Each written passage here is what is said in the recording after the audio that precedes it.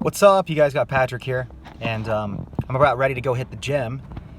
And I just wanted to talk about what it really takes to be successful with singing, and what really separates somebody who's, say, a Freddie Mercury to a someone who's maybe not as good of a singer. I mean, which is pretty much everybody else. But Freddie Mercury compared to an average singer, what would be the difference? What would be the difference between somebody like that, somebody who's at the level that he's at?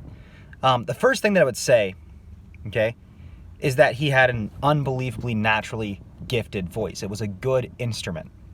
And I don't want people to get carried away with thinking that the fact that they sound bad is because they have a bad instrument. Most people actually have a pretty good instrument. Most people have it. The difference, I would say, is that there's some people who have a really, really, really great instrument. And then it comes into the second point. Okay, and also let me elaborate on that as well, on the natural ability and the instrument of the voice that somebody might have. I would personally say that 25% of people, about 25% of people that come to me, 25% of guys, I guess I should say in this particular case, are going to have a voice that could potentially sing Freddie Mercury. It's about 25%. Then there's probably another 25% who just simply don't quite have that kind of a voice, but still have a decent voice that could sing. And then probably 50% that it's kind of like, well, maybe singing's not quite your thing, but you could definitely do some backup vocals. And there's probably about 20% of people, 25% of people where it's like, dude, just don't sing. Okay, that's probably about what it is. And so I would say that there's actually a large amount of people that would be able to sing if they learned the technique right. Okay, but it brings me into my second point. So there's plenty of singers. Like, let's compare Adam Lambert to Freddie Mercury, okay? Now, Freddie Mercury clearly has a better natural voice. Just the tone is unbelievable. I mean, you listen to that tone, it's Mr. Fahrenheit. It's unbelievable. And Adam Lambert, while his tone just doesn't quite have that same kind of resonance, it isn't quite that, that silky, smooth, beautiful tone that Freddie had. It's still a good tone. It's a good tone, but it's not a great tone. I don't think it's naturally a great tone. But his technique is phenomenal, okay? For what he's trying to sing and the way that he's trying to sing, he is spot on, 100% doing it right. Now, if he were to train with me, I might change up a couple of things, but I mean, quite honestly, it's like, if you're not having any voice problems where you're losing your voice, if you're not having any problems where the resonance isn't too small, which he doesn't do a lot of things that I do. He tends to just open his mouth up all the way, which my jaw is all messed up, and so I can't even do that. But for me, I get all the space with the tongue. That's something that I personally have to do. That if I didn't do that, I would sound horrible. And that's kind of my biggest, at least the biggest hurdle for me to get over to sound good, is to make sure the tongue is in the right spot. Make sure the tongue is out of the way. For Adam, he doesn't have to do that. For Freddie, it was kind of the same thing.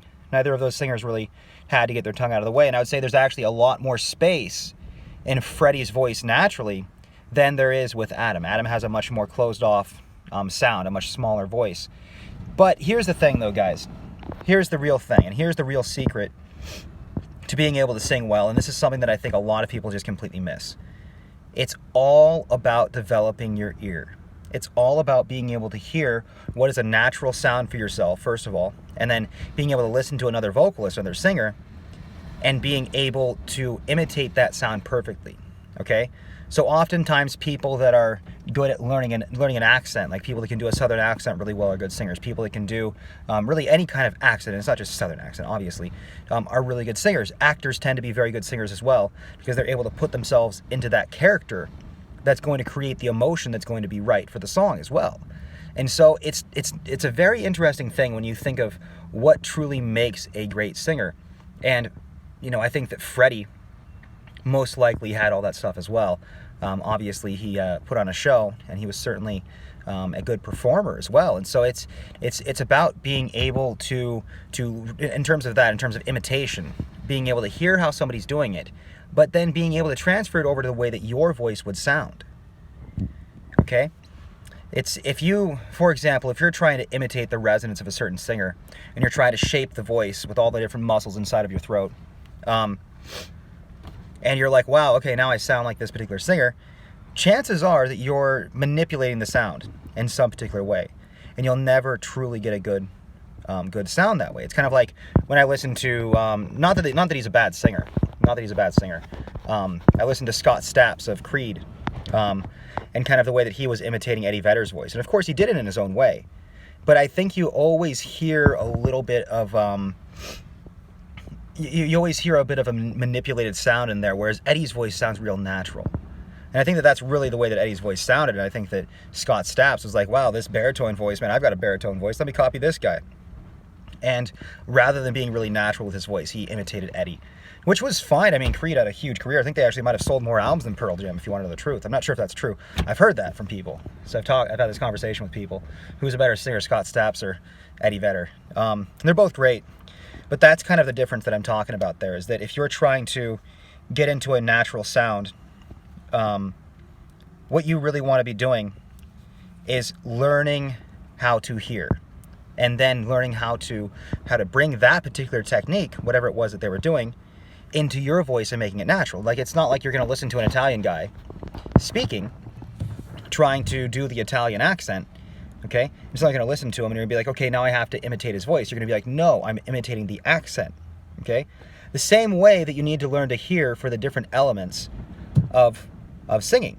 And so, like, you might want to be listening to, where is he resonating the voice? Is he resonating in the mask? Is he resonating it, somewhere else? What's going on, okay? You want to be listening for that. You want to be trying to hear that, what they're doing with their voice. Is he thinning out the chords really small? Is he singing really loud? Is he singing in a deep tone, a bright tone? Is he singing with a lot of compression? Is he screaming with a vocal fry? Is he screaming with gravel? Is it kind of a, something in between?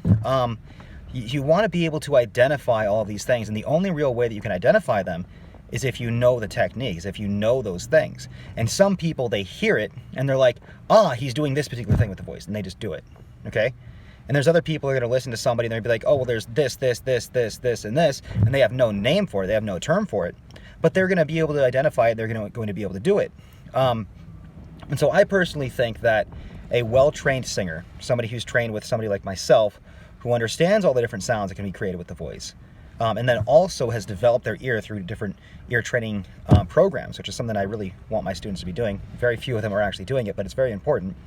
Then that will really set you up to be an incredible singer. And I always tell people, it's like, look, the standard is opera. So go ahead and look at opera singers. Go ahead and look at what they have to do. Go down to your local university.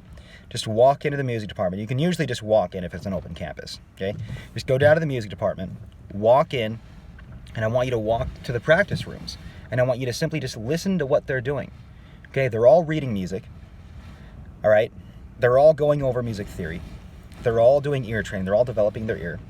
And they're all just going through daily exercises, daily scales that they need to be developing. And most of the time, if you go through a university system and you learn opera, okay, you're going to end up being a fairly decent opera singer. It's very rare that you find a vocal coach that doesn't understand how to get into it. Although there's a lot of them that tend to, at least with opera, they tend to make the voice a little bit too heavy for my liking. And then they have to end up yelling louder to be able to get to the upper registers. I don't like that. I like a smaller voice that's going to be more controlled, and that makes it a lot easier to get through the different registers. But I mean, it's really more of a matter of taste. But you'll develop the voice. You'll develop a lot of things. And so you take that particular technique, all the different things that you're learning at a university, for example, and if you flip that around, you're like, okay, I want to be a rock singer. Well, what's the main difference? Well, the main difference is that an opera singer is covering. That's about it. A true opera singer, a true Pavarotti type opera singer, the main difference between what they're doing and what an Adam Lambert is doing, somebody who also has incredible technique, the main difference is that the opera singer is covering while the rock singer is staying in their speaking voice. They're not taking it out of it. It's a character that they're creating. And in order for the character to be more relatable, it has to be more naturally associated with them. Okay? Anyways, hopefully that helps you guys out. Songrocker.net. My website might be down right now. I haven't been keeping track. I've been traveling around. That's why I got this big, huge, awesome Viking beard. Most people don't know that Thor actually had a red beard. So, anyways, over and out.